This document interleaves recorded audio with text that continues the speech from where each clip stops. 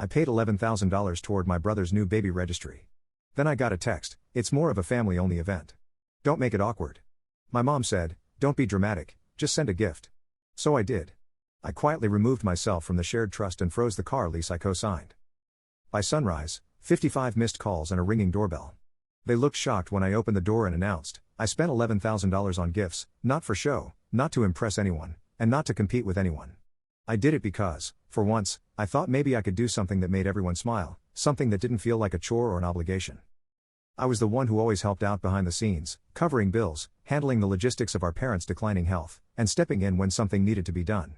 So when my younger brother Noah announced they were having a baby, I saw it as a chance to be generous in a joyful, not just practical, way.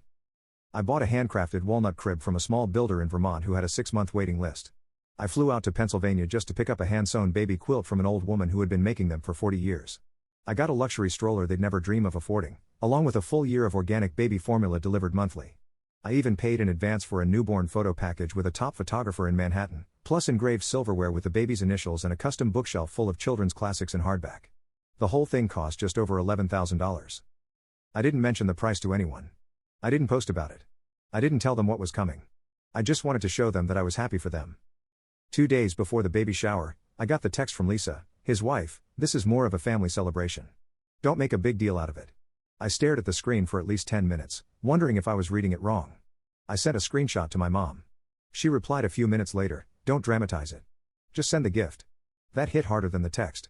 Not one person asked what I'd gotten. Not one person said, "Thank you." It was like I'd embarrassed them by caring too much.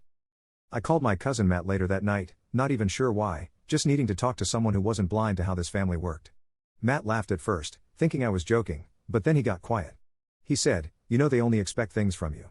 You've always been the fallback. Noah is the golden child.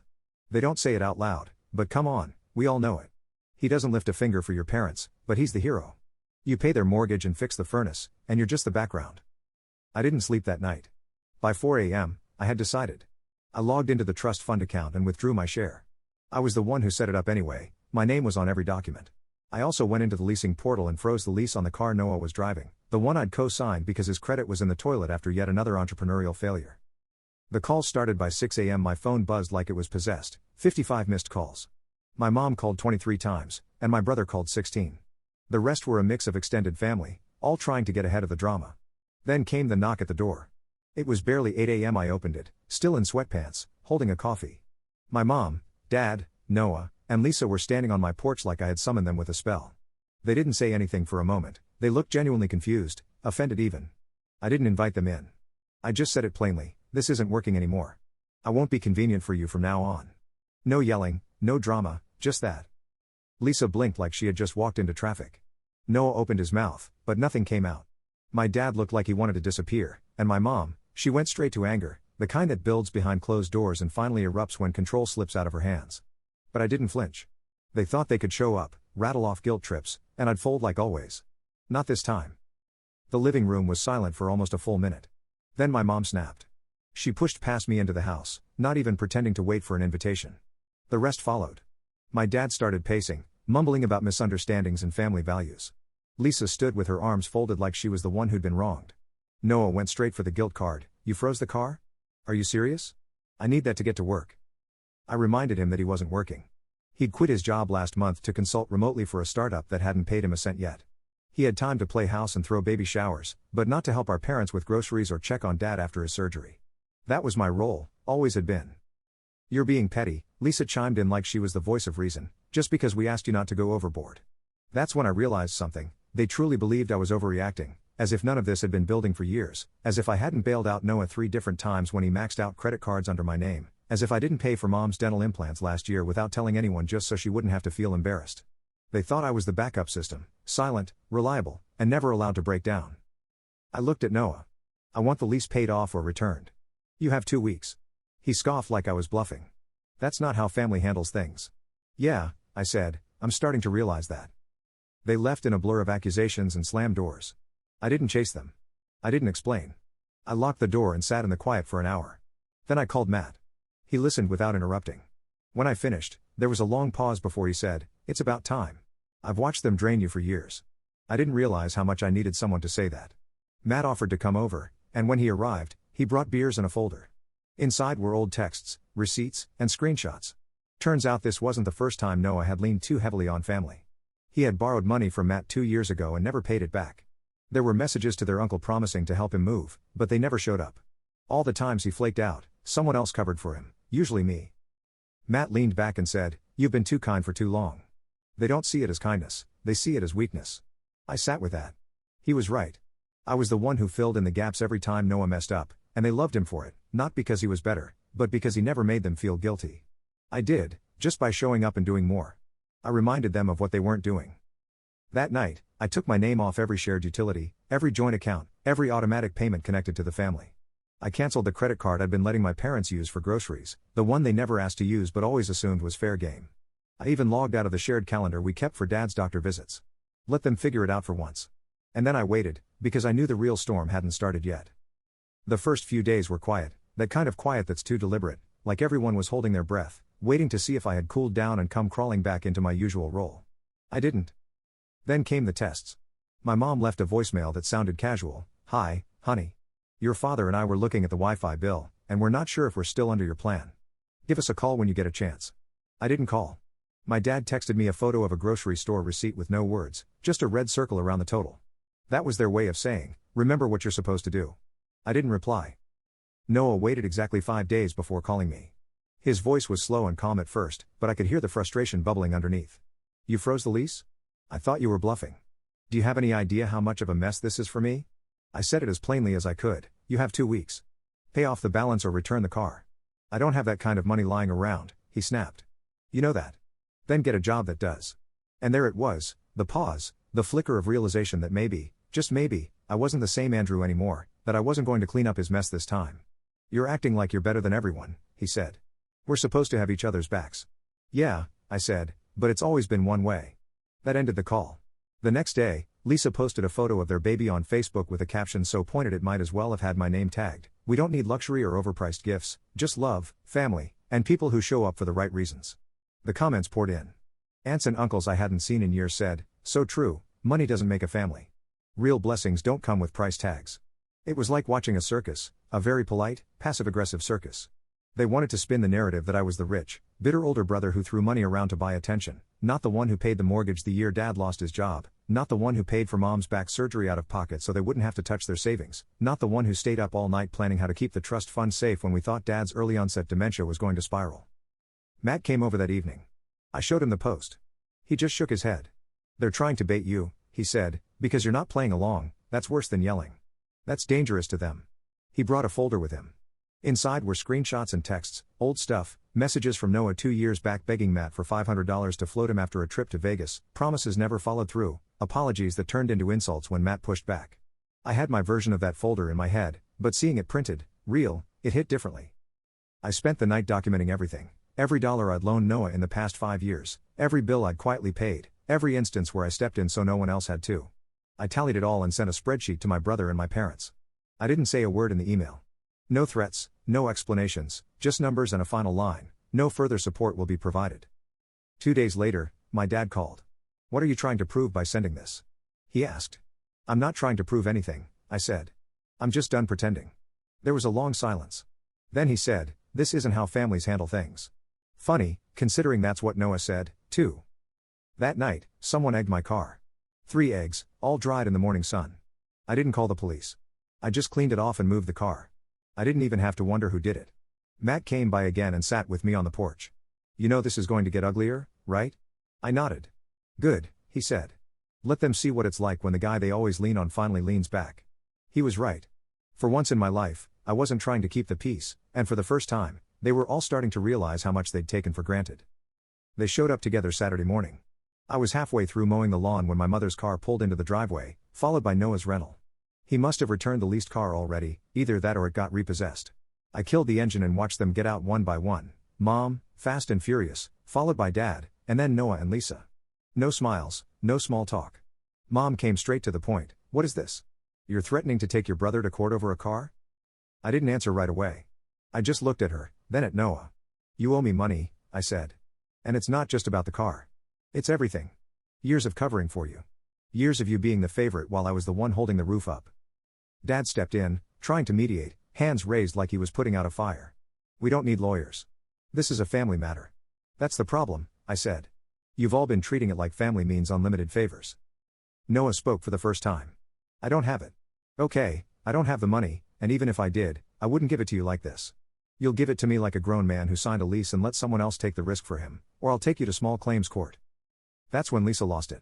She started yelling about how I'd always had more money, how I used it to control people, that I was selfish, manipulative, and toxic. I let her go on. I'd heard it all before, though never so directly. But now it didn't sting. When she was done, I looked at them all, 4 standing on my lawn, thinking they were the victims, my parents who never once asked Noah to step up, my brother who floated through life on excuses, and Lisa who fit into the family dynamic too well, say the right things, show up just enough, and let Andrew pick up the pieces. I'm not doing it anymore, I said. You all want something from me. You always have. But now I'm bad for business. I say no, and suddenly I'm the villain. Mom's voice rose. We raised you better than this. No, I said, you raised me to be useful. That's not the same thing. That hit her harder than I expected. She turned to Dad, who looked suddenly tired in a way I hadn't seen before. He still didn't say much. Maybe he knew I was right. Maybe he just didn't want to admit how long he'd let it go on. Noah muttered something under his breath and walked back to the car. Lisa followed. My parents stayed a moment longer. Mom tried one last shot. You'll regret this. I've regretted staying quiet, I said, not anymore. They left. Matt called later that afternoon. I told him everything. Good, he said, now let them sit in it. No backtracking. I won't, I told him. And I meant it. I checked the court's website that evening. Filing a small claim wasn't complicated. I filled out the paperwork, saved it. I wasn't bluffing. If they wanted a war, they were going to get one. But this time, I wasn't fighting for them, I was fighting for myself. The court papers sat on my desk for 3 days. I'd already filled them out, Noah's full name, the amount he owed, the lease terms, the dates. Everything was documented. I had copies of the original agreement, screenshots of texts where he promised to take care of it, even a digital receipt from the leasing company showing I was the sole person keeping that car from being repossessed for over a year. But I waited, not because I was unsure, but because I wanted to see if even now, after everything, they tried to make it right. They didn't. Instead, I got a text from my mother, "You're taking this too far. Noah's been under much pressure. Maybe just talk it through with him. Family doesn't need paperwork." No acknowledgement of what I'd done for them, no ownership, just a reminder that my role had always been to absorb the messes and smile through them. That night, Matt and I sat on my porch. I showed him the papers. He didn't say anything at first. Then he asked me a question I didn't expect: "Why haven't you filed them?" I told him I wanted to give them a chance. He shook his head. "You're still hoping they'll act like the people you pretend they are." I filed the claim the next morning, $7,400 for the balance of the car lease. I paid the $55 filing fee. 15 minutes later, I had a court date and a confirmation email. Noah would be officially served by Friday. That same afternoon, I got a voicemail from my dad. "Andrew, look, I don't know everything that's going on, but this can't be how we handle things. You and your brother are in court? What's the point? This isn't us." He sounded tired, not angry, not disappointed, just overwhelmed, like he didn't know where to place his loyalty but still couldn't bring himself to say Noah was wrong. That's when it hit me, even now, even with facts and numbers in front of him, he was still hoping I'd fold. He wanted me to be the one who absorbed it all again. But I wasn't that person anymore. Friday came. The court's email confirmed the papers had been delivered. That night, I got a text from Noah: "You win. I'll pay. Just pull the claim." No apology, no explanation, just a surrender. I didn't answer right away. I waited until the next morning. "I want half by next week, the rest in 30 days. I'll need it in writing." It was business now, nothing else. He agreed. Saturday afternoon, I got a notification from the bank, $3,700 deposited into my account. His name on the transfer. A short email followed with terms of the remaining payment. I printed it, archived it, replied with received. It didn't feel satisfying, not really, just final. Matt came by that evening with 2 beers and no words. We sat on the back steps as dusk fell across the yard. "They didn't think you'd do it," he said after a while. "They still don't understand why. You didn't do it to punish them," he said. "You did it because you finally stopped saving them." He was right. Later that week, my mom called again. Her tone had changed, less firm, more careful. "We didn't realize how much you'd been covering." I didn't say anything. "I guess I never really added it all up," she said. "That's the problem," I said. "I was never supposed to be the one adding." There was a pause. Then she said, "We'll figure it out." I didn't know what that meant, but I knew what it didn't mean. It didn't mean things would go back to normal, because normal was me getting nothing in return for everything. Now I was keeping track, not just of money, but of how people treated me when I finally said no. And for once, they were the ones who had to adjust. The second half of the payment came exactly 30 days later. There was no reminder, no back and forth, just a direct deposit from Noah and a one-line message, paid. Hope this ends it. It did, at least on paper. I didn't reply. The silence after that was strange, not quiet like peace, but quiet like after a building collapses, everyone's trying to figure out what's still standing. Noah stopped posting anything about family online. Lisa stayed off social media entirely for a while. My parents didn't call, not even for small things, not even to check in. It was like they didn't know how to talk to me without circling back to everything that had just happened, and honestly, I didn't miss them. The distance didn't feel like loss, it felt like space, like oxygen. Matt and I talked more than we ever had before. He was the only one who never needed anything from me, and maybe that's why I finally trusted him when he said, "You didn't break the family, you just stopped being the glue." He was right. For years, I thought love meant stepping in, paying, fixing, smoothing everything over. But I see it differently now. Love isn't about convenience. It isn't about how much you're willing to carry. It's about how people treat you when you stop carrying it for them. 6 weeks after the payment cleared, my dad left a voicemail asking if I'd come over for a family dinner. No reason, no holiday, just a vague olive branch. I didn't go. A few days later, I got an email from my mom. It was long, filled with reflections and soft rewrites of the past. She never said sorry, but she came close in her way. Near the end, she wrote, "You were always the strong one. I just wish I hadn't expected you to be." I didn't respond to that either, not out of cruelty, but because I wasn't going back to that version of myself. A month after that, Noah showed up at my door. He looked different, a little thinner, eyes heavier. He said he wasn't here to talk about the past, just to tell me that he was moving. Lisa got a job offer in another state. They were leaving in a week. I didn't ask where. He said, "I know I burned everything with you, and I don't expect anything now, but I just wanted to say I get it. I get why you stopped." I nodded. He started to walk away, but turned back one last time. "You were never the problem." That night, I stood in my kitchen and looked around at a life that finally belonged to me. No more shared leases, no more autopay charges for other people's bills, no more guilt disguised as family. Just space. Just clarity. Matt came over the next weekend. We grilled steaks, drank beer, and watched the sky change colors. At one point, he said, "So what now?" I told him the truth, "I'm done being the good guy." He smiled. "Good. That guy got nothing but headaches." "I'm not going to be the bad guy either," I said. "I'm just going to be unavailable." It was the last favor I'd ever do for them. Finally, I was living my life, and they were learning to live without me. The update. It had been a solid week of silence. There had been no surprise calls, no passive-aggressive texts, no backhanded updates on my nephew's growth, nothing. For once, peace didn't feel like a waiting room before the next problem, it felt real. Until Tuesday. I pulled into the driveway after work and immediately noticed the unfamiliar car parked at the curb, a rusted-out silver sedan with out-of-state plates. It was still running. At first, I thought maybe it was a delivery mistake or someone had lost, but then the driver stepped out, and I froze. Uncle Steve. I hadn't seen him in over 6 years, maybe more. He was my mom's older brother, a shadowy figure in the family. He used to pop up for holidays, usually unshaven, always quiet. People rolled their eyes when his name came up. "Steve's off doing his thing, babe. Don't bother calling him, he won't pick up." Now he was standing in front of my house. I got out of the car. He smiled, stuck his hands in his jacket pockets. "Didn't think I'd still know how to get here." I didn't say much, I wasn't mad, just confused. He didn't ask to come in, didn't even approach the porch. He just stood near the mailbox and said, "Heard what happened. Thought you should know, it's not new." "What isn't?" He looked tired, not in a sick way, just like someone who's carried something too long. "All of it. The taking. The expectant. The pretending like your family until you finally say no." He told me a story I'd never heard. Back when Mom was in college, Steve had paid her tuition behind my grandparents' backs when their savings dried up. He co-signed on her first car and gave my grandparents money when my grandfather lost his job. He even offered to move back home to help when Grandma got sick, but they told him it wasn't necessary. Then, like flipping a switch, they stopped talking to him when he mentioned needing repayment. They didn't get angry, he said, they got cold. Silent. Just like they're doing to you now. I asked why he was telling me this now, after all this time. He pulled something from his jacket pocket, folded paper, soft from age. "I was cleaning out Dad's stuff last year. Found this tucked in an old tax folder." It was a letter, handwritten, dated 1996. It was from my grandfather, addressed to Steve. He'd written about how guilty he felt for what happened, how he knew Steve had done too much, and how he regretted letting everyone pile on him while acting like he was the selfish one. It was clear, direct regret in ink, but it had never been sent. I guess they figured you don't need apologies when you disappear. I unfolded the letter and read it twice, right there. Every line echoed something I'd lived myself. I thought maybe it skips generations, Steve said, but it doesn't. It's just how they're wired. You do too much, you get used to it. You say no, you get erased. I asked him what he wanted. He looked at me and said something I'll never forget. I wanted someone in the family to know they weren't crazy. Then he nodded once, turned, and drove off. No dramatic goodbye, no promises to keep in touch. Just truth, dropped like a brick on my front step.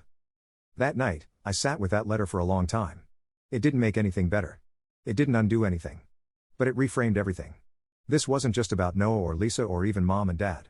It was the pattern, and maybe, finally, I was the one who broke it.